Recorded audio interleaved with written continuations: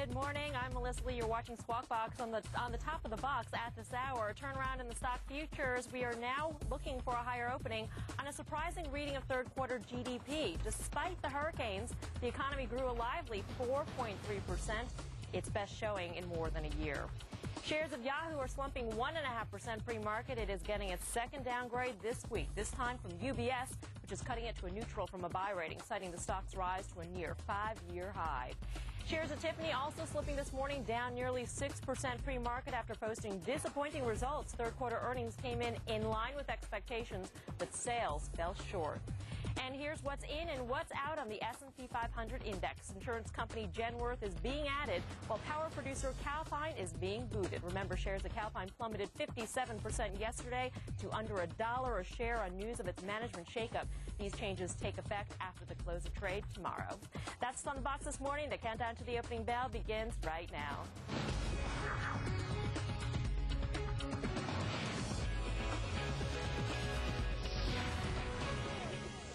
This is Squawk Box. I'm Mark Haynes. The opening bell now just 28.5 minutes away. In studio, guest host Terry McGraw, Chairman and CEO of McGraw-Hill. Economic growth for the third quarter revised sharply higher, 4.3% instead of the original 3.8%. Take into account the fact that the hurricanes probably knocked things down, and you got to wonder what the real growth, as Steve put, pro forma growth, would have been. Steve, Lisa. Yeah, you might add a percentage point, but this is outstanding growth, Mark. Revised higher, as you said, to 4.3% from the originally reported 3.8%. The best showing for the U.S. economy since the first quarter of 2004. So rather than the expected slowdown, it's the unexpected acceleration, a full point higher than growth in the second quarter. And some estimates are that the hurricane in September, as Mark just suggested, may have shaved a full percentage point off of growth. So absent the storm effect, the U.S. economy really rocking the last quarter. But our next guest is not buying the strong growth story. Joining us, Peter Schiff, president of Euro-Pacific Capital. Good morning, Peter. Morning. So what's wrong with this story? We see 4.3% growth, higher by a full percentage point than the second quarter. No sense of let-up in the consumer. What am I missing here? Well, again, I don't think what we're measuring is growth. I think what we're measuring is consumption. Basically, almost 75 to 80% of our GDP now is made up of consumption. And the problem is that consumption is financed by debt. It's financed by borrowing. It's not sustainable. I think the economies that are really growing are the Asian economies that are supplying all the merchandise that we're consuming. But the problem is our country is not turning out those products ourselves. So our economy is not really growing, but certainly our consumption is. And I think in the future we're going to have to pay for this. All this consumption today is going to come at the expense of much reduced consumption in the future when we have to pay all the interest on the money that we've borrowed. I don't disagree with you that the debt is going to have to come off. We can't keep borrowing what is now 6.3% of GDP. But the question is, if we keep bringing in stuff from abroad, and whatever it is we're doing with that, turning that into growth, for example, getting parts and putting them into higher value-added things, sending the lower value-added stuff abroad, bringing it back in, that's net growth for the U.S. economy. We're not turning it into growth. We're turning it into debt. That's the problem. And we're able to service the debt right now because interest rates are still artificially low. Despite the fact that rates have come up quite a bit, I think real rates are still negative in the United States, and I think they're going a lot higher. They're positive, depending on what inflation measure you use. Well, that's right. I'm not going to use the government's phony numbers. I'm going to look at, but even if you look at the headline inflation, it's still higher than the Fed funds rate. I'm a little confused. Not being an economist, we're able to service the debt because interest rates are artificially low.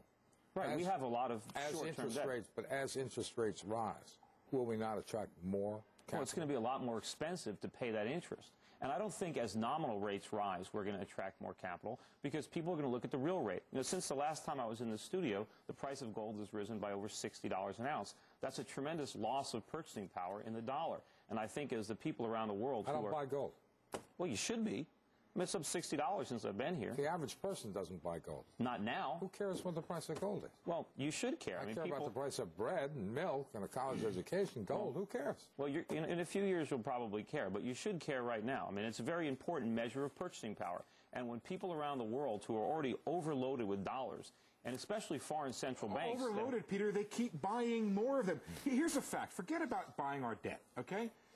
Foreign direct investment in the world. Which is the #1 country that attracts capital? But we're not 90 billion to the U.S. and 50 or 60 right, or whatever it is to China. China is still '2 compared to the U.S. But the money coming in the United States is not coming here to build factories, to take advantage. That's FDI, Peter. That's foreign direct investment.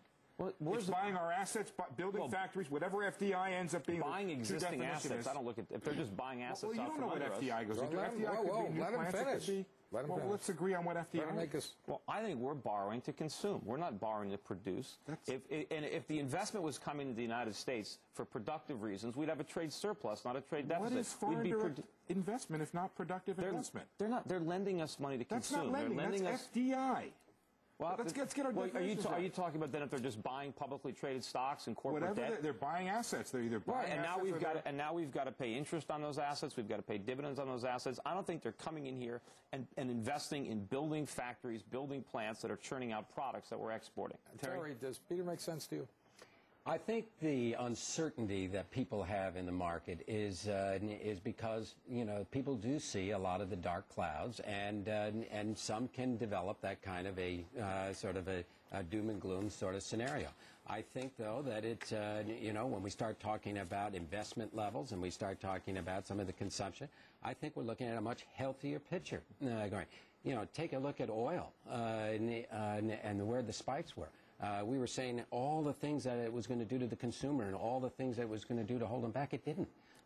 Values in housing, you still are at very high levels. Still, but they're not going to stay there. And the consumer has been able to continue to go deeper into debt, to stay one step ahead of these credit card bills. There's no question, Peter, that consumer debt levels are very high, and it is a source of concern, no question. But I do think that with some of that consumption, government spending as well, you're going to see an opportunity for more business investment as well. And therefore, I think the overall economy is going to do a lot better than we think. Real quick for Peter, last word, we got to wrap it up. Well, I wanted to talk a little bit about gold, because I know that the price of gold has been rising. I know your guests that have been on the show recently have been scratching their heads trying to figure out why it's going up.